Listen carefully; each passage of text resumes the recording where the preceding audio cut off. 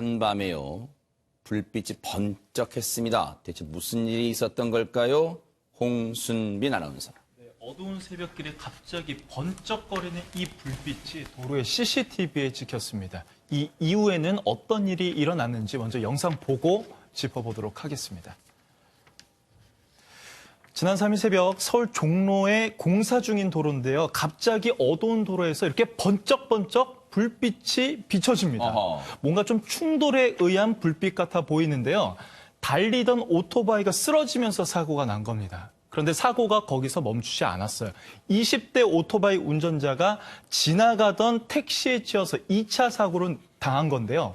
지금 보이는 이 차량이 바로 가해 택시입니다. 저 택시 기사는요, 30초 정도 현장에 머물렀지만 아무런 조치도 취하지 않고 저렇게 현장에서 사라졌습니다. 네. 지금 저 보세요. 멀리서 찍힌 CCTV만 보면 저게 또 지금 육안으로 봐도 뭐 인근의 공사 현장인 건 같긴 해요. 그런데 저 불빛만 놓고 보면 저게 공사장 인근에 플래시를 비춘 건지 뭔지 잘 몰랐죠. 그런데 이렇게 떡하니 뒤따르던 차량의 블랙박스에 고스란히 장면이 찍혔습니다. 그런데 보세요. 또 멀리서 있는 CCTV에 찍혔죠. 저 차량 현장에서 저렇게 주행랑을 칩니다. 이수정 교수님, 네. 저 차량 운전자 검거할 수 있었을까요? 어떻습니까? 뭐 지금 이제 CCTV에 확인이 됐기 때문에 뭐 검거하는 데는 큰 문제가 없고 입증하는 데도 크게 문제가 없을 아하, 것 같습니다. 그런데 이제 이 내용을 보면은 네. 지금 이제 블랙박스 영상에 2차 피해가 이제 2차 이제 사고가 나는 게 그대로 이제 찍혀 있죠. 네. 그런데 차가 좀 멈췄다가 가는 걸 볼 수가 있어요. 네. 그렇기 때문에 지금 모르고 이런 종류의 뭐 사고를 냈다고 주장하기에는 네. 본인이 이제 운전을 하면서 무엇인가 뭐 상당히 불길한 이런 느낌을 받았기 때문에 멈춰가지고 상황 판단을 했던 걸로 보이고요. 네. 그런 이제 장면들이 고스란히 다 찍혀 있어서 이제 책임을 면키는 매우 어렵게 됐다 이렇게 네. 보입니다. 당시에 이제 경찰이 저렇게 현장에서 도주를 한 차량 운전자를 이 CCTV 등을 분석을 통해서 끝까지 추적을 했죠. 그래서 67시간 만에, 67시간 만에 잡고 보니까 저 가해 차량 운전자는 택시 운전자였다고 합니다. 그런데 경찰이 어떻게 저 경찰 운전자를, 이 택시 운전자를 피의자로 특정할 수 있었는가 저희가 잠시 뒤에 얘기를 들려드릴게요. 그런데 저 검거를 하고 난 뒤에 택시 운전자 입이 10개라도 할 말이 없을 것 같은데 강선우 평론가님, 이 운전자 뭐라고 혹시 경찰 조사에서 얘기했던가요? 이 택시 운전자는 경찰에 출석해서 이 사건 관련해서 본인은 공사장을 지나다가 공사장에서 어떤 물건이 떨어지는 줄 알았지 이게 뭐 사람인 줄 몰랐다라는 식으로 이야기를 하면서 그 범행 일체를 부인한 것으로 알려졌습니다. 네. 공사장에 떨어진 물건인 줄 알았다고 일단 경찰 진술에서는 얘기를 했어요. 그런데 경찰은 어떻게 피의자로 특정을 할 수 있었을까요? 경찰 얘기 들어보시고 이어가 보도록 하겠습니다. 일단 두 번째 택시 기사가 사고 낸 사람이라고 생각하는 이유는 첫 번째 택시 블랙박스하고 세 번째 택시 블랙박스를 저희가 확보해서 보니 첫 번째 택시 블랙박스 상에는 그 피해자가 이제 그 머리 부분이 신체가 이제 가로로 이렇게 있었어요. 그러니까 도로 쪽으로 보고. 그 다음에 세 번째 택시 블랙박스를 보니 피해자 자세가 이제 머리가 세로로. 예, 세로로 이렇게 자세가 그러니까 변경된 거죠. 그러면은 이제 첫 번째하고 세 번째하고 사이에 뭔가 충격이 있었기 때문에 예, 자세가 변경이 됐을 것이다. 그렇게 추정을 했고. 지금 경찰 얘기를 들어보면 당시에 어두운 상황이었는데 그 사고 현장을 택시 여러 대가 지나가고 있던 상황이라고 이제 짐작을 해볼 수 있어요. 추정을 해볼 수 있어요. 그런데 경찰은 그 택시 여러 대가 지나가는 그 과정에서 지금 첫 번째, 두 번째, 세 번째란 말 나오죠. 첫 번째 택시는 그냥 사고 없이 지나갔고 두 번째 택시를 몰았던 운전자가 바로 저 오토바이 운전자에 대해서 2차 가해를 가한 운전자라고 경찰은 특정을 하고 있습니다. 그런데 지금 이렇게 피의자를 잡았습니다만 이수정 교수님, 네. 여기 이 피의자가 뭔가 수상한 의심쩍은 행동을 좀 했다면서요? 그게 어떤 행동이었습니까? 네, 그러니까 피해자가 아까 이제 사고가 난 직후에 좀 멈춰 있다가 갔다고 네네. 말씀드렸잖아요. 이미 이제 당시에 무슨 일을 저질렀는지 아마 짐작한 것 같습니다. 그렇기 때문에 이 사람이 이제 도주를 한 이후 블랙박스에 본인의 차량의 블랙박스에 메모리 네. 카드를 삭제를 하고요. 허허. 그 다음에 이제 차량을 세차를 했다고 허허. 합니다. 그러니까 증거 인멸을 시도한 것이죠. 네. 경찰 조사에서 이게 최명규 원장님 이게 끝까지 드러나지 않을 거라고 생각했을까요?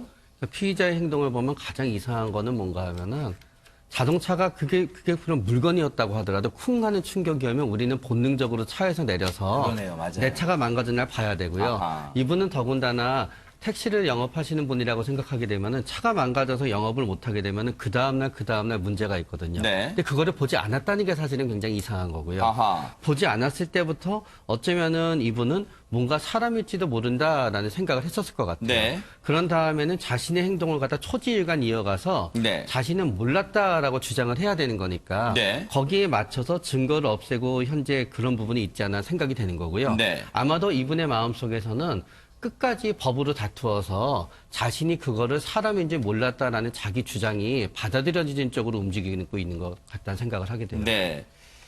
당시에 이 상황은요, 앞서 말씀드렸죠. 당시에는 택시가 여러 대 그 현장을 지나던 순간이었어요. 그런데 이 가해 차량 택시 운전자의 뒤따르던 또 다른 택시의 블랙박스에 당시 상황이 고스란히 찍혀 있었습니다. 그 장면 보시고 이어가 볼 텐데 저희가 잠시 뒤에 준비가 되면 보여드릴게요. 피의자 운전자. 피의자는요, 택시 경력, 개인 택시 20년간 운전한 경력자래요.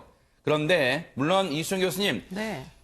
안타깝게 지금 이 남성 사인은 또 경찰도 꼼꼼히 분석을 해야 될 거예요. 사인은. 네, 그러니까 사인이 아직은 불분명하다 이렇게 볼 수밖에 없는 네. 게 오토바이를 타고 가다가 일단은 본인이 뭐 어떤 이유인지 모르지만 쓰러졌어요. 네. 그렇기 때문에 그 쓰러지면서 아마 어느 정도는 상해를 입었을 걸로 추정이 되는데 네. 그런 과정과 지금 결국에는 이제 2차 뭐 어떤 사고가 있었잖아요. 네. 그것과의 이제 사인이 어느 쪽이 더 중대한 책임 뭐 소재가 있느냐 네네. 하는 부분을 따져야 될 것 같고요. 네. 물론 상식적으로 보자면 이제 뒤에 택시에 치여서 결국 사망한 것으로 추정이 되나 네. 그 부분에 대해서 이제 의문을 풀기 위해서 지금 국가수에다가 부검 절차를 이제 신청을 했다고 합니다. 네. 지금 이 피의자, 가해 차량 운전자는 김보람 변호사님 어떤 처벌을 받게 될까요? 지금 앞서 교수님 말씀하신 대로 수사 결과를 좀 더 지켜봐야 되는 부분이 있지만 네. 이 차량의 앞바퀴를 통해서 이제 사고가 발생했고 사망했음에도 불구하고 그리고 그 사고를 명확히 이제 인지했음에도 불구하고 도주했다면 흔히 말하는 이제 뺑소니가 되는 거죠. 네. 법적으로는 이제 특정 범죄 가중 처벌상 그 처벌법상 도주치사죄가 적용이 되는데요. 네. 우선 법정형은 무기 또는 5년 이상의 징역으로 굉장히 이제 중하게 처벌되는 것으로 규정이 되어 있습니다. 네. 지금 현재로서는 이 택시 기사가 그 사건 현장에서 수습하지 않고 이제 도주하고 적극적으로 증거 인멸하는 정황까지 확인됐기 때문에 지금 구속돼서 그 수사가 진행 중인 것으로 알려지고 그렇군요. 있습니다. 경찰이 앞서 우리 또 이수정 교수님 말씀처럼 더 꼼꼼하게 더 사인도 분석하고 또 수사에 또 속도를 낼 것으로 보입니다. 기대를 하겠습니다.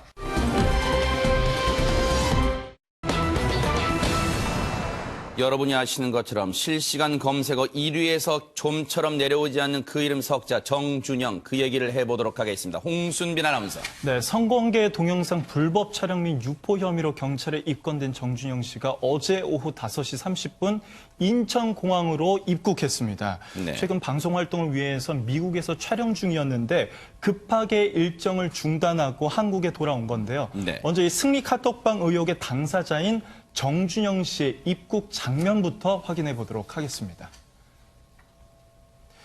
네, 모자를 깊게 눌러쓰고요. 머리카락으로 얼굴을 가린 정준영 씨가 입국장의 모습을 드러냈습니다. 지금 수많은 취재진이 진을 치고 있었는데요. 기자들의 질문에 죄송하다고 짧게 대답한 뒤 고개를 숙이고 현장을 빠져나가려고 했습니다. 하지만 이내 이 포토라인은 뚫고 몰려드는 취재진에 둘러싸여서 입국장은 아수라장이 됐는데요. 저렇게 고개를 숙인 채 오고 가도 못하다가 경호원의 도움을 받고서야 도망치듯이 차를 타고 이제 현장을 떠났다고 하네요. 지금 부끄러운 줄은 아나 봐요. 모자는 좀 깊게 눌렀었고 지금 저희가 잠시 뒤에 얘기해 볼 텐데요. 저기 저 경호원인지 뭔지 하는 사람은 모르겠지만 경호원인지는 모르겠어요. 저렇게 하면 안 돼요. 취재진을 저렇게 마치 패대기 치듯이 밀치면 안 됩니다. 어디서 지금 보세요. 저 밀치고 있어요 지금. 뭘 잘했다고. 그리고 저희가 잠시 뒤에 또 짚어볼 텐데 모자를 눌러 쓰고 저기 언론 보도에는 죄송합니다 뭐라고 짤막하게 말했다는데 지금 조금 전에 화면 보여드렸죠? 들리지도 않아요. 죄송하면 당당하게 죄송하도 말하지 웅얼웅얼 하듯이 죄송이라고 했는지도 좀처럼 알아듣지도 못하겠어요. 한번 들어보세요 여러분. 한번 들어보시기 바랍니다. 저렇게 입국장 나옵니다. 한번 들어보세요. 대체 뭐라고 하는지. 보도된 카카오톡 내용 전부 사실입니까?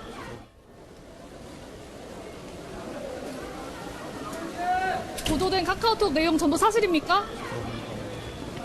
피해자들한테 하실 말씀 없으십니까? 시청자와 팬들한테 하고 싶으신 말 없으십니까?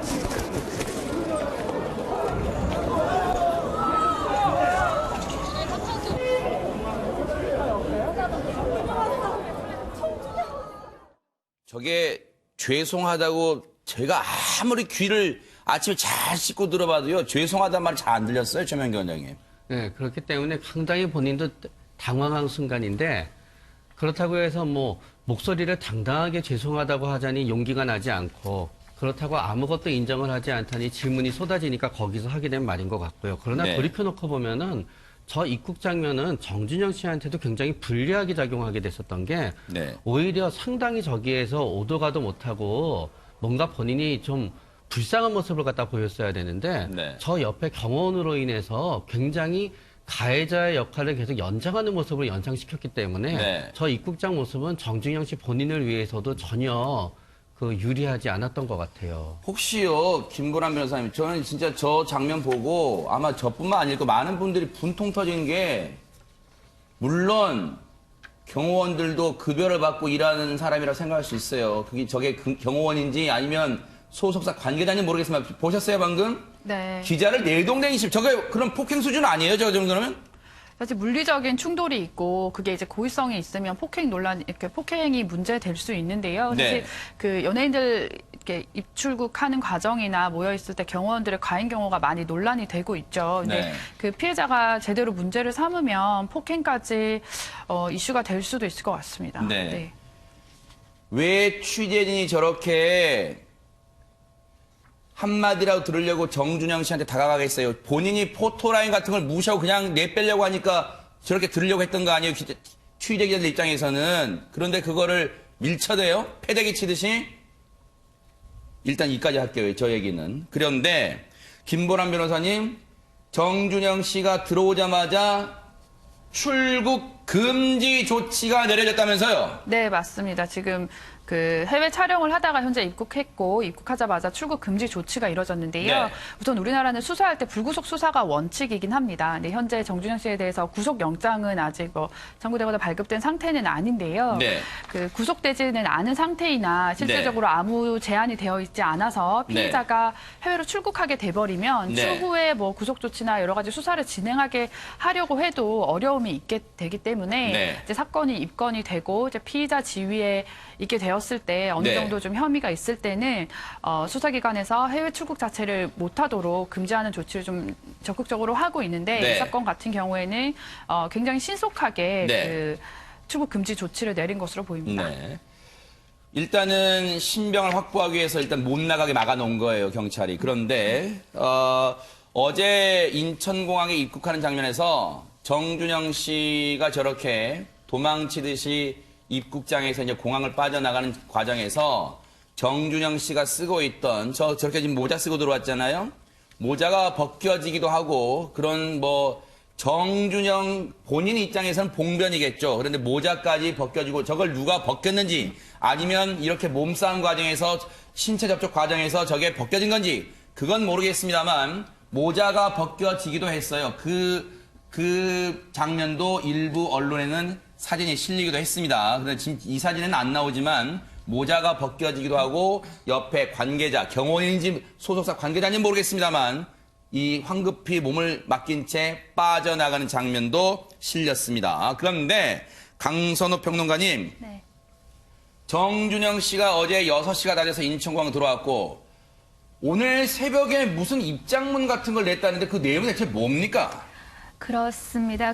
저 당시 입국할 때는 아무 말도 하지 않았어요. 네. 근데 그 SNS를 통해서 조금 더 이제 정리된 그런 입장문을 냈는데 그 입장문의 전문을 좀 살펴보면 네. 거기에 이제 본인과 관련해서 거론되고 있는 내용들을 인정을 한다. 모든 죄를 인정을 하고 그리고 동의를 받지 않은 채 여성들을 촬영했던 것도 인정을 하고요. 그리고 네. 유포를 했던 것도 인정을 합니다. 네. 그러면서 이제 그 여성 피해분들과 그리고 본인을 아껴줬던 뭐 그런 팬들에게 죄송하다는 사과를 하면서 조사에 성실히 임하겠다. 그리고 처벌도 달게 받겠다는 그런 이야기를 주를 이룹니다. 네. 그런데 저는 여기서 조금 주목을 했던 게 제가 출연하던 모든 방송에서 하차하고 모든 연예 활동을 중단할 것이며라는 그런 대목이 있어요. 네. 그래서 어떻게 보면은 본인이 어떤 의지로 인해서 내가 뭐 더 연예 활동을 할 수 있고 뭐 방송 활동을 할 수 있음에도 불구하고 뭔가 내가 죄송하다는 뜻으로 중단을 한다 이렇게 읽힐 수도 있는 부분이 네. 있거든요. 근데 사실 지금 상황을 살펴보면 정준현 씨가 본인이 이제 더 하고 싶어도 못합니다. 네. 어떻게 보면 퇴출을 당하는 그런 위기인데 그럼에도 불구하고 이렇게 본인이 은퇴를 한다는 듯한 이런 말을 남긴 거는 정말 보는 사람 입장에 따라서는 네. 조금 더 분노를 느낄 수도 있는 그런 대목인 것 같습니다. 정말로 우리 강선우 평론가님 좋은 점, 정말 정확한 점 짚어주셨어요. 정준영도 그렇고요. 앞서 승리도 어제 뉴스파이터가 전해드렸습니다. 말을 은퇴한다 그랬잖아요. 그게 무슨 은퇴예요? 지금 퇴출, 국민의 이름으로 퇴출당하는 거지 무슨 은퇴예요? 지금 상황 파악이 안 됩니까? 이수정 교수님이 이렇게 상황 파악 안 되고 있어요, 지금 다들. 글쎄, 저는 이제 이 사과문 보면서 또 승리가 은퇴를 이제 공표하는 또 사과문 같은 게 있어요. 네. 본인이 썼을지가 좀 의심이 됩니다. 내용적으로 보면. 네. 예, 뭐, 어떻게 보면, 은퇴하면 일단은 뭐, 더 이상은 그 배후에 여러 이제 네. 주변 사람들에게 피해주지 말라. 이런 이제 공표문 같이 보여가지고 이게 네. 본인이 쓴 게 아니라 어떤 뭐, 다른 사람에 의해서 대필된 거 아닌가 이런 생각도 네. 들 정도로 내용이 좀 진정성이 떨어진다. 이런 네. 이제 생각도 들기도 하고요. 물론 네. 뭐, 자기가 잘못한 부분에 대해서 충분한 반성을 하지 못한 채 이제 반성문을 쓰다 보니까 이렇게 네. 쓰여진 거는 증거일 수도 있겠지만 네. 어쨌든 좀 이해가 좀 안 된다. 이런 이제 내용들이고요. 네. 그런데 이제 그것보다도 이제 중요한 것은 이 도대체 왜 빨리 긴급 체포를 안 하고 또 왜 구속 수사를 안 하고 있는가가 좀 걱정이 되는 게 이게 네. 디지털 범죄잖아요. 그러니까 이 디지털 범죄 라는 거는 증거물 확보가 굉장히 어렵습니다. 그러다 네. 보니까 물론 뭐 단톡방에 올라가 있는 것으로도 충분히 음란 동영상 또 이제 몰카 범죄를 입증하는데 어려움이 없겠지만 그거 네. 말고도 또 10명의 피해자 말고도 또 다른 폰이 있을 가능성이 개연성이 그러니까요. 굉장히 맞아요. 높거든요. 네. 더군다나 이제 뭐 단톡방의 멤버들이 네. 지금 이제 밝혀진 건 8명인데 네. 사실은 또 다른 단톡방이 있지 말란 법이 없어가지고 그러면은 사실은 가담했던 사람들이 뭐 상당수가 더 있을 가능성이 있는데 네. 왜 빨리 이 사람을 이제 압수수색 등을 해가지고 증거물 확보를 안 하면 뭐 옛날에 또 2016년도에 증거물 확보 못한 또 전력이 있단 말이에요. 네. 경찰이 과거의 과실을 또 반복하는 거 아닌가 하는 안타까움이 그러니까요. 존재한다는 거죠. 그런데요, 더 충격적인 건 어제 뉴스파이터 시간에도 전해드렸습니다마는 자신이 직접 여성과의 성관계 영상을 찍고 거기에 대해서 자랑하듯이 다른 사람과 나눈 대화방 내용 보여드렸죠? 바로 이런 거였어요. 그런데 또 다른 카톡 대화 내용이 공개가 되는데 그 내용도 충격적이라면서요, 강선우 평론가님. 네, 그렇습니다. 이 동영상을 몰래 촬영하고 유포하고 그 단톡방에서 서로 봤다는 그 사실 자체도 충격적인데 네. 저는 저걸 쭉 보면서 저 동영상을 약간 좀 품평해하는 듯한 그들의 대화 내용을 보고 더 분노를 느꼈거든요. 새로 공개된 내용 좀 한번 보여주시고 우리 강선우 평론가님 설명 좀 드릴게요. 네, 한번 보여주시죠. 네. 그래서 보면은 그 여성을 그 수면제를 먹이고 어떤 그 성폭행을 한 동영상을 올리고 나서 보면은 뭐 왜 그랬냐, 뭐야, 기절이잖아, 뭐 이런 식으로 그 동영상에 대해서 뭔가 뭐라 그러죠? 그 이걸 보고 나서 만족감을 못 느끼는 듯한 그런 불만 섞인 그런 네. 대화도 나누고 있고요. 아하. 그리고 보면은 그 수면제를 먹이고 이제 성관계한 장면을 보고 뭐 웃는 듯한 그런 카톡 대화 내용도 나왔습니다. 네. 그래서 그 이들이 물론 그 한 행위 자체도 굉장히 정말 그 충격이고 분노를 느끼지만 그 동영상을 보고 저들끼리 저렇게 이야기를 나누는 그 대화 내용을 보면은 정말 경악을 금치 못하겠습니다. 이걸요. 범죄 드라마에서나 지금 우리가 볼 법한 내용이에요.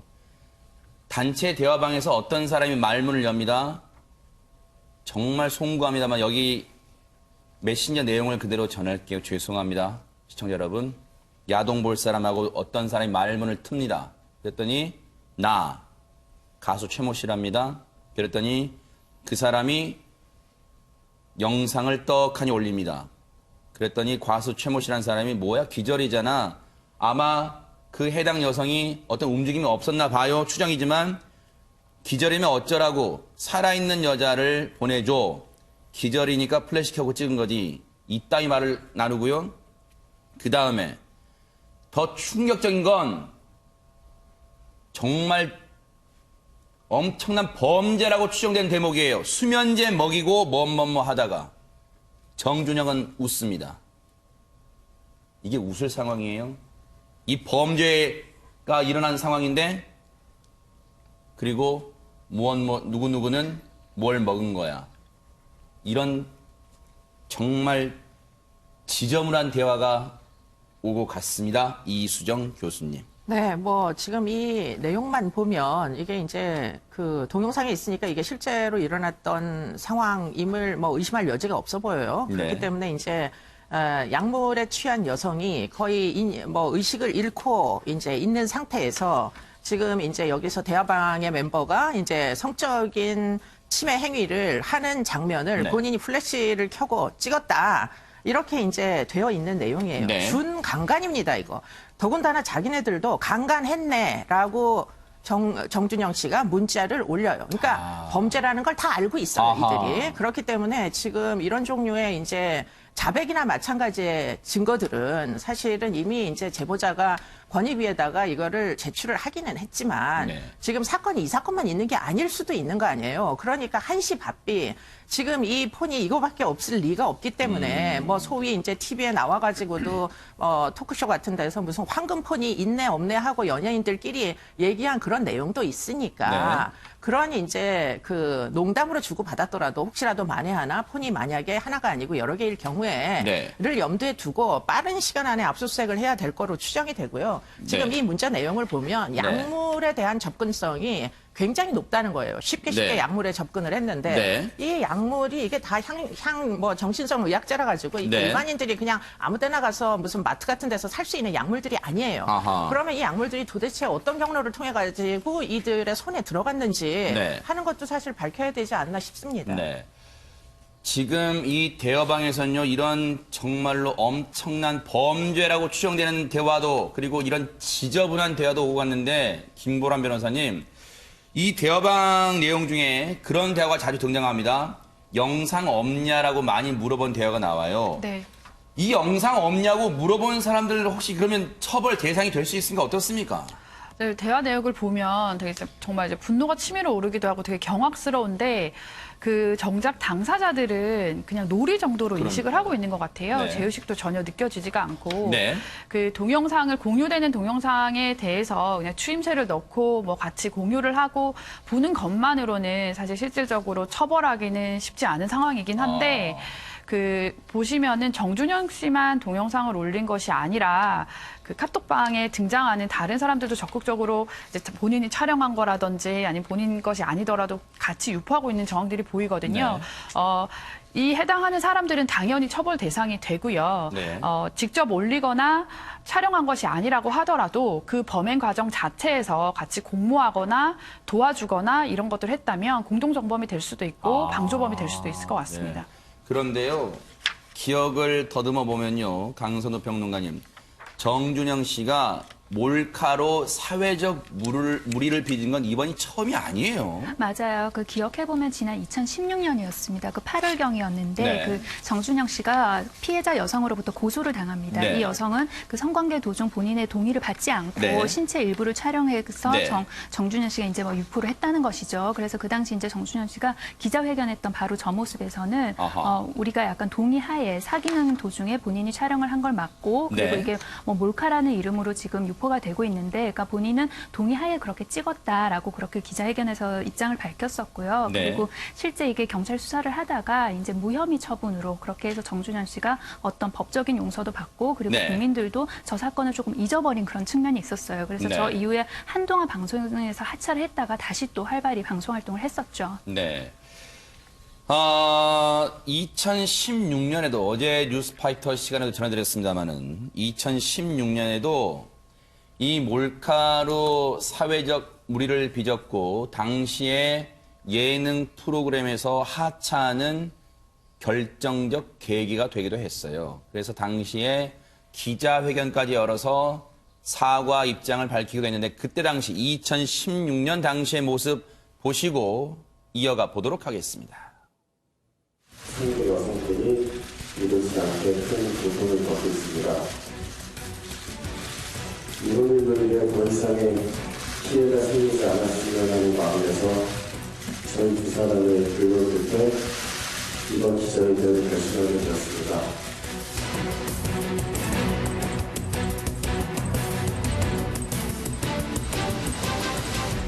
또한 대중 앞에 밝은 모습을 보여드려야 할 연예인으로서도 경솔한 모습을 보이게 되었습니다.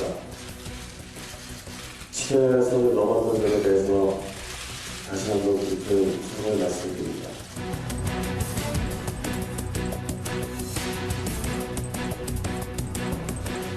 제가 출연하고 있는 프로그램과 동료들에게도 폐를 끼치게 되어서 진심으로 죄송하다는 말씀을 드립니다. 프로그램 출연과 관련된 일정 결정은 해당 프로그램 관계자분들의 처분에 따르도록 하겠습니다.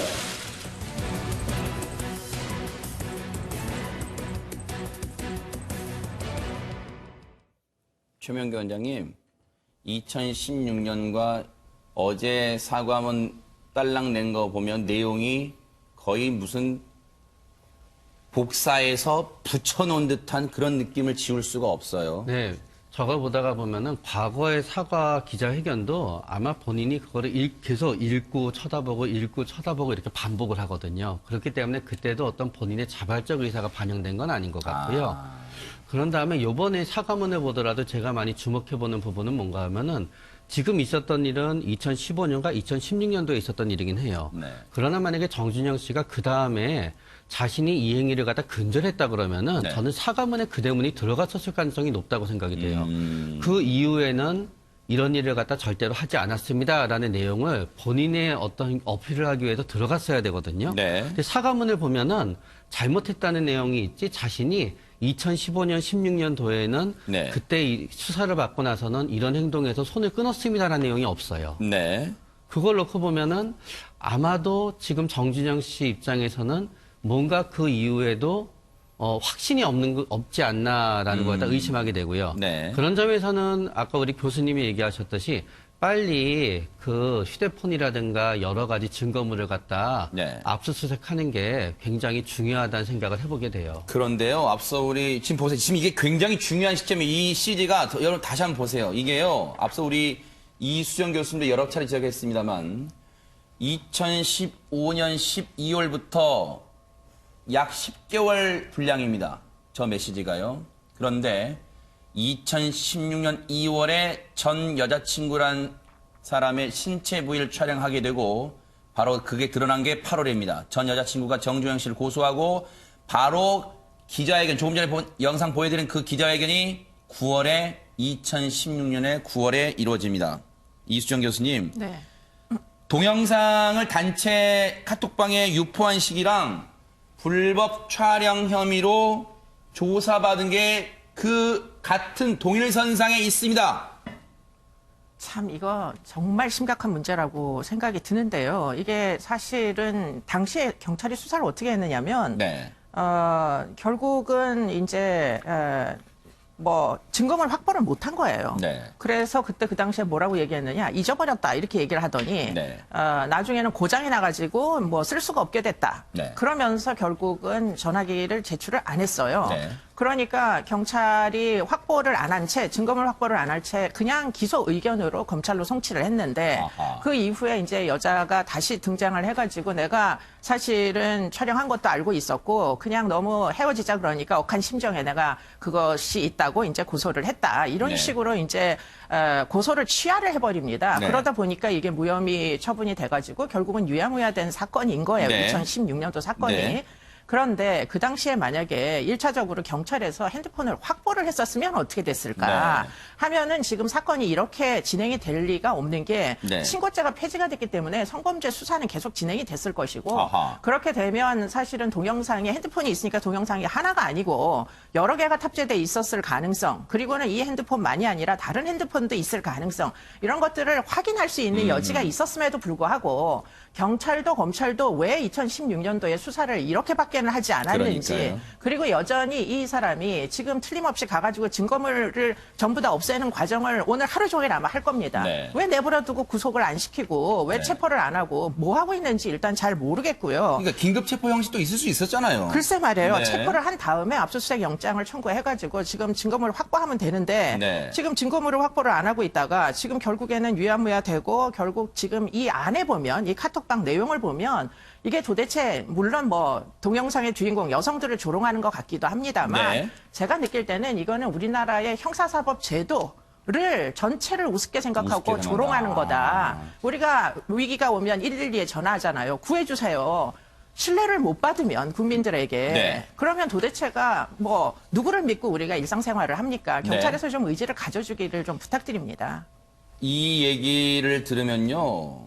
지금 이 버닝썬 사태, 승리 사태, 지금 이거 서울경찰청 광역수사대가 수사를 하고 있지만 당시에 경찰이 이렇게까지 허술을 합니까? 라고는 생각을 할 수밖에 없어요.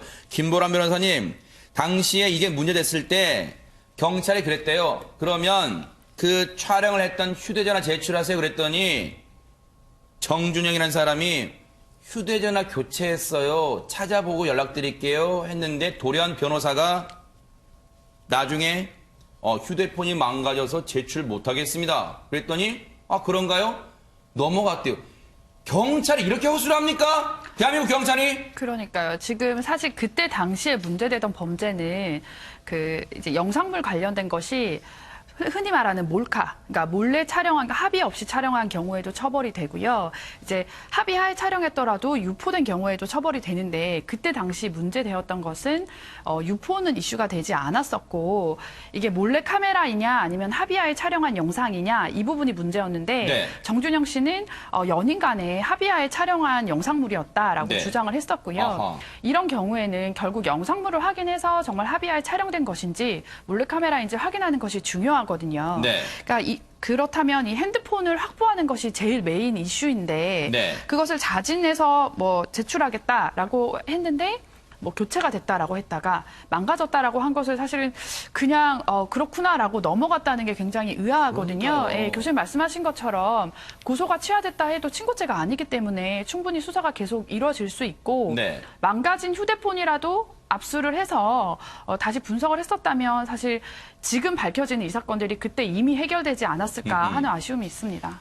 그런데요, 또 충격적인 건요, 이거 말고 2016년 말고도 또 한 번 경찰은 정준영의 이런 파렴치한 정말 이런 지저분한 범죄 행각을 알아낼 수 있었던 기회가 있었다면서요, 강선우 평론가님. 네, 그렇습니다. 작년이죠. 2018년 11월경입니다. 그 정준영이 불법 동영상을 촬영을 했다고 경찰서에 누군가 제보를 합니다. 제보가 들어와요? 네, 그래서 정준영이 입건됐었는데요. 근데 검찰 측에서는 피해자 주장도 없고 그리고 동영상 유포 정황이 없다. 그래서 이게 2016년도 그 사건과 동일하지 않느냐, 그 정황상 동일하지 않느냐로 해서 그냥 불기소 처분을 하고 말아버리거든요. 아하. 그래서 2016년, 2018년 두 번에 어떻게 보면 골든타임을 놓친 거죠. 아니, 이렇게 되면 지금 그래서 오늘 언론들은 무엇에 주목하고 있냐면요.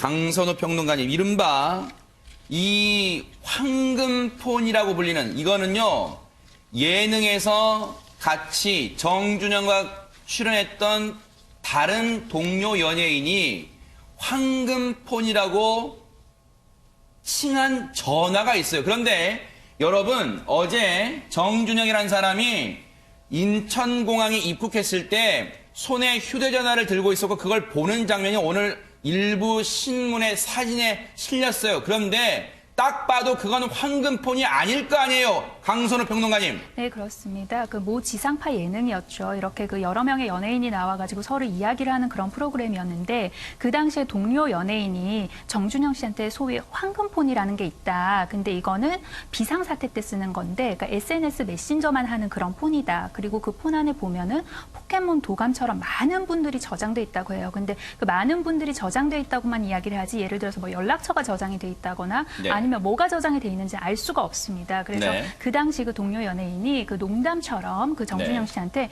이제 그거 없죠? 그 전화기 없죠?라고 묻습니다. 네. 그런데 정준영 씨가 여전히 있다는 말을 합니다. 네. 그리고 그 동료 연예인들에게 우리 집에 와서 당신도 그거 보지 않냐, 정독하지 않냐 그런 얘기를 하거든요. 네. 그러면 이게 SNS만 할 때 사용하는 거고 정독한다는 걸로 봐서는 아마도 그 대화 내용을 네. 그러니까 서로 그렇게 집에 오는 사람들끼리 소위 황금폰이라는 걸 거리낌 없이 봤다는 것 같아요. 그래서 그 대화 내용을 이제 그 공개되는 그런 카톡을 보면 아마도 그 추정컨대 동영상이나 아니면 네. 그런 것들도 함께 있지 않았을까. 근데 그들의 대화 모습을 보면 네. 이 소위 황금폰에 대해서 굉장히 좀 장난삼아 이야기를 하고 어떤 네. 죄의식이나 꺼리낌도 전혀 찾아볼 수가 없습니다. 그 당시 네. 화면을 보면. 그래서 정준영 씨가 가지고 있는 그 핸드폰이 이 한두 대가 아닐 것이라는 그런 합리적인 추론이 가능합니다. 네. 지금요, 그 당시에 예능 프로그램에 나와서 정준영의 황금폰이라고 언급했던 그 연예인은요, 이게 사태가 일파만파 커지니까 자기가 그때 언급했던, 그리고 봤다고 말했던 것은 연락처에 불과하다, 연락처 외에는 다른 일체 다른 것도 없다라고 이 강력하게 얘기를 하고 있어요. 그러면서 이 근거 없는 루머를 확산할 때는 강력하게 법적 대응하겠다 이런 말도 하고 있는데, 지금 그런 거 밝혀지지 않으면 언론들이 보도하지도 않지만요. 그래 어디서 그런 요즘 연예인들이 툭 하면 강력하게 법적 대응하겠다 이런 말을 하고 있어요? 지금 사태 파악을 하세요. 사태 파악을. 그리고 본인이 연락처만 봤다고 강변하기 위해서 그런 표현 썼다는 건 이해됩니다만 지금 분위기를 파악하시기 바랍니다. 그런데 지금 이수정 교수님, 네. 피해 여성에게 어제 사죄문을 보면, 정준영이라는 사람의 사죄문을 보면 피해 여성에게 무릎 꿇고 사죄하겠다 이런 말을 하고 있습니다. 지금 이게 진심이 담겨 있을까요? 어떻습니까 지금?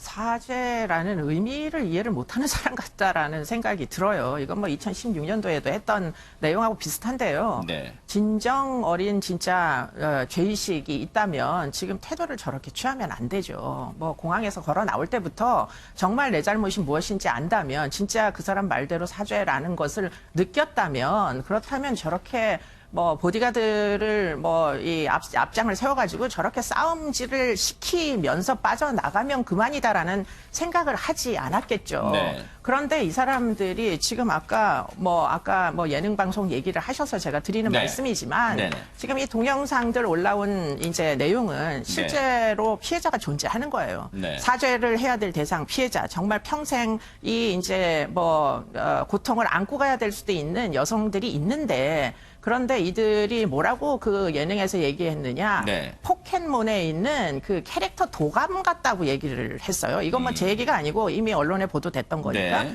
뭐 결국에는 이 실제로 살아있는 인격체를 기껏해야 게임에 나오는 포켓몬 도감의 캐릭터 정도로밖에는 생각하지 않는 이들은 도대체 어느 나라 국민인가가 네. 저는 의문입니다. 네. 기본적으로. 지금 이렇게 일파만파, 연예계까지 지금 다 들썩이고 있어요. 저게 개인 정준영으로 끝날 사태가 아니에요. 그리고 저 지금 단톡방에 포함되어 있던 멤버들은 얼마나 지금 불안에 떨 거예요.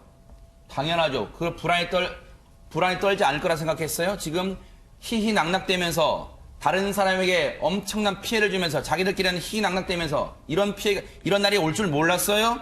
그런데 일단은 경찰이 어제 오후에 입국한 이 정준영을 오늘은 안 불러요. 아마 내일쯤 부른다는데 그래서 앞서 이수영 교수님이 그렇게 강조한 거예요. 왜 증거인멸할 시간을 다 주느냐? 지금 그 얘기를 누차 강조하고 있는 겁니다. 지금 내일 언제 지금 정준영이 사과문에 쓰고 있잖아요. 내일 시작될 조사에 성실히 임할 거. 이거 비아냥거리는 것 같잖아요. 내일 시작될 조사에 성실히 임할 거. 이거 사과문을 오늘 새벽 12시 31분에 올려요. 밤 12시를 갓 넘겨서 밤 12시 오늘 새벽 0시 31분에 사과문을 올려서 그 사과문에 내일 시작될 조사에 성실히 임한대요. 얼마나 우습게 보겠어요, 지금. 증거 인멸할 수 있으면 충분히 지금 하루도 더 있잖아요, 지금. 증거 인멸할 기회가. 그런데 지금 언론 분석은요, 김보람 변호사님, 이번에는 죄가 중하다. 그래서 정준영이라는 사람이 구속을 면치 못할 것 같다는 전망이 계속해서 언론들이 좀 나오고 있습니다. 어떻습니까? 네, 맞습니다. 지금 이 사건이 처음 불거진 것이 아니고 저희가 아까부터 계속 말씀드렸듯이 2016년도 이미 이 영상물 관련돼서 수사가 진행이 됐었는데 그때 유야무야 뭐 이제 핸드폰이 망가졌다, 뭐 잃어버렸다 이런 식으로 해서 사실은 그때 당시에도 좀 증거인멸의 저항들이 있지 않았나 하는 의심이 들거든요. 근데 지금 밝혀진 것들이 단순히 연인 관계에서 한두 건의 문제가 아니고 거의 상습적으로 한 1년여간의 짧은 기간 동안 거의 10명에 해당되는 피해자가 지금 발견이 된다. 이렇게 네. 보도가 되고 있거든요. 네. 그렇기 때문에 그 이후의 부분들에 대해서도 사실 저희가 그러니까 현재 공개된 것이 그 기간에 대한 것이고 네. 그 이후의 부분들에 대해서도 사실 계속해서 별다른 죄의식 없이 범행이 반복되었을 수 있기 때문에 좀 구속 수사로 전환할 필요성도 있어 보이고 아하. 지금 문제되는 것이 저희가 며칠 계속 보도되었던 것은 승리 씨 관련된 것인데 승리 씨는 성매매 알선을 가는 것이었어요. 근데 지금 그 현재 문제되고 있는 것은 성폭력법 위반으로 이제 카메라 촬영 그리고 이제 유포까지기 때문에 훨씬 형량이 더 중한 범죄이거든요. 이제 구속으로 전환이 될 가능성도 높아 보이고 네.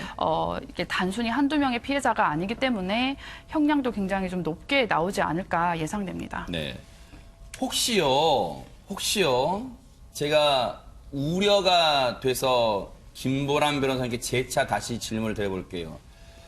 지금 경찰은 피해 여성이 8명에서 많게는 10명 정도로 파악하고 있는 것 같은데, 혹시 그 단체 대화방에서 영상이 찍힌 피해 여성들에게 혹시라도 정준영 씨 측에서 접근을 해서 회유를 했다. 그래서 만약 합의를 봤다. 그러면 정준영을 처벌할 수 없습니까, 혹시? 결론적으로 말씀드리면 그렇지는 않습니다. 이제 과거에는 성범죄가 대부분 친고죄라고 해서 피해자가 고소를 취하해버리면 더 이상 뭐 혐의가 있다고 해도 처벌을 할 수 없었습니다. 네. 그러다 보니 이제 가해자들이 무리하게 협의를 시도한다거나 그런 식으로 면책받는 경우들이 많이 있었거든요. 그래서 현재 지금 문제되고 있는 성폭법상 불법 촬영이나 유포 이것이 친고죄가 네. 아니기 때문에 합의 여부와 상관없이 처벌이 가능하고 네. 이 합의가 된다면 뭐 형량이 어느 정도 고려는 가능하겠지만 지금 워낙 피해자들이 많아서 합의된다고 쉽게 가벼운 형으로 넘어갈 수 있는 사안은 아닌 것 같습니다. 네. 자, 아직까지 경찰이 언제 정준영을 부르겠다, 소환하겠다, 아주 구체적 시각은 전해지지 않고 있는데 지금 대략 내일로 예상을 하고 있어요. 내일 오전 중이라고 예상이 되고 있는데 일단 구체적 시각이 나오면 뉴스파이터가 계속해서 이 정준영 사건은 따라붙어 보도록 하겠습니다. 눈 부릅뜨고 추적을 해보도록 하겠습니다.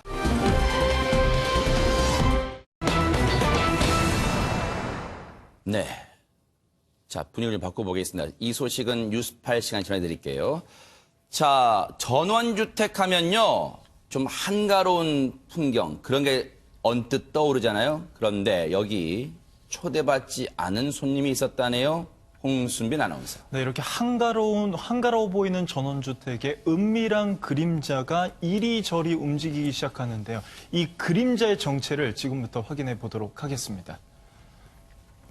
네, 경기도 용인의 전원주택 근처에 설치된 CCTV 모습입니다. 지금 왼쪽이 주택 담벼락이고요. 한 남성이 다가오고 있는데 지금 손전등을 들고 있습니다. 음산하네요, 네. 맞습니다. 담벼락 밑쪽을 좀 살펴보고 있어요. 뭔가 좀 물건을 잃어버린 건지 아니면 뭐 담벼락에 문제라도 있는 건지 저렇게 계속 비춰보다가 이 남성이 이번에는 자리에서 일어서서 이 CCTV 방향 쪽으로 걸어옵니다.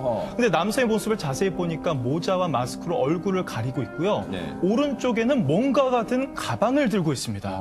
이 남성이 일단 집을 잘 찾아온 거는 맞는데 네. 그렇게 반가운 손님은 아니었던 것 같습니다. 이 남성의 모습이 잠시 후에 이 집 마당에서도 찍히는데요. 바로 이 모습입니다. 지금 남성이 마당을 가로지르고 있는데 뭔가 좀 발걸음이 빨라지고 있어요. 오른쪽에 있는 정문을 통해서 집을 떠나는 모습입니다. 다시 한번 보겠습니다. 이 남성이 아까 가방을 들고 있었죠? 네. 가방이 좀 두둑해졌습니다. 뭔가 좀 수상한데 무서워요, 네. 이 남성이요. 알고 보니까 전원주택 담벼락으로 침입해서 명품 가방 등 2천만 원 상당의 금품을 훔쳐 달아난 절도범이었습니다. 아, 도둑이에요? 도둑이었습니다. 아니, 집에 물건 물건 놔뒀다가 깜빡 잊고 다시 가져가는 그런 모습이 아니었어요? 이 집 주인도 아니고요. 이 집 손님도 아니고요. 도둑이었습니다. 하하. 그런데 저게 이제 용케 CCTV에 찍혀서 망정이지 저런 안 찍힌 범죄도 많을 것 같아요, 이수정 교수님. 네, 뭐 이 사람만 하더라도 전직이 있다, 전작이 있다 이렇게 이제 추정이 되는데요. 네. 지금 지난 1월달에 전원주택에서도 또 비슷한 절도를 했다고 합니다. 하하. 근데 그때는 가사 도우미가 있었다 그래요. 아. 그래서 그 분을 이제 위협을 하고 아이고. 8천만 원 정도의 금품을 훔쳐서 달아났던 전작이 있고요. 네. 그리고는 이제 이 사람의 수법 중에 굉장히 흥미로운 거는 차량을 바로 옆에다가 대고 이 절도를 하면 훨씬 도주하기가 쉬운데 그렇게 안 네. 하고 네네. 뭐 CCTV 등이 있으니까 차량을 꽤 먼 데다가 이제 세워놓고요. 눈에 안 네네. 띄게. 네네. 그러고는 아마도 용인이다 보니까 야산이 많아가지고 야산을 통해가지고 이제 움직여서 뭐 산을 하나 넘어서 오는지 네. 그래서 결국에는 침입하는 수법을 썼다고 합니다. 네. 나름대로 도주할 때도 머리를 굴렸던 이 절도범 경찰이 혹시 김보람 변호사님 잡을 이 검거하는데 좀 애를 먹었을까요? 어떻습니까?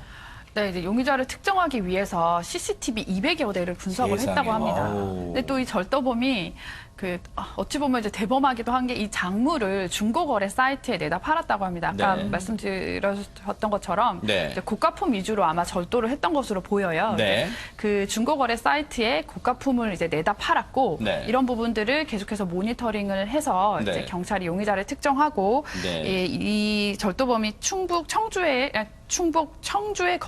주거지가 있었다고 합니다. 아하. 이제 주거지에서 결국 체포를 하게 됐다고 합니다. 그러니까요. 이런 거 보면 경찰이 참 잘해요, 진짜로. 뭐 욕먹을 때도 있습니다만 진짜 이런 거 보면 잘합니다. 그런데 전원주택을 혹시 앞서 절도 이 범행 대상지가 주로 전원주택이잖아요. 특별한 네, 이유가 네, 있을까요? 그러니까 뭐 지나가다가 이제 장소를 선택하는 게 아니고요. 인터넷으로 미리 범행 장소를 검색을 했다고 합니다. 그래서 이제 고급 주택이 있는 전원 주택지를 미리 이제 정해가지고 거기를 청주에서부터 이동을 해서 지금 네. 범행 장소 용인이잖아요. 네. 용인 사람이 아닙니다. 이 사람. 그래요? 그러다 보니까 이제 이런 특정 지역을 노리고 절도를 해온 거죠. 네. 네. 자, 경찰도 이 끈질기게 보세요. CCTV 말이 200대죠. 그거 보다가 눈이 빨갛게 충혈됐을 거예요. 경찰 얘기 들어보시고 이어가 보도록 하겠습니다. 피의자는 인적이 드문 전원주택 단지를 범행 대상으로 삼아서 인터넷 검색을 통해서 야산 2시간 거리에 떨어져 있는 곳에 주차를 한 후 등산을 통해 범행지를 접근을 해서 강절도 행각을 벌인 것입니다. 산으로 내려가서 산으로 다시 도주를 하니까 산에는 CCTV가 별로 없잖아요. 네. 네, 그러니까 추적하기가 힘들었다는 얘기죠. 주변에 있는 CCTV를 한 200여 대 분석을 했고 그다음에 피해품 관련돼서 수사를 해서 이제 피해자를 특정을 했죠. 피의자를. 경찰이 잡고 나서 조사를 해보니까요. 최명기 원장님, 도박으로 인한 채무, 빚을 갚으려고 범행을 했대요. 그리고 전원주택도 인터넷 다 찾아봤대요. 꼭 나쁜 짓 하는 사람들은 꼭 이런 데는 노력을 기울여요, 또. 그러니까 도박을 갖다 하면서 돈을 못 따는 건 너무 당연한데요. 맞아요. 본인이 미천만 있다 그러면 틀림없이 딸 거라고 생각하는 거예요. 네. 그리고 도박을 제외하면 도박빚을 갚을 길이 없다고 생각하다 보니까 절도를 하게 되는 거고요. 네. 절도와 도박이 비슷한 점은 아주 짧은 시간 안에 많은 돈을 보면서 본인의 입장에서는 나름대로 흥분되는 면이 있다는 점이 좀 비슷해요. 네. 어쨌든 이 남성 검거가 됐고요. 지금 구속 상태입니다. 혹시라도 다른 여죄가 있는지 경찰이 샅샅이 밝혀내주기를 기대를 해보겠습니다.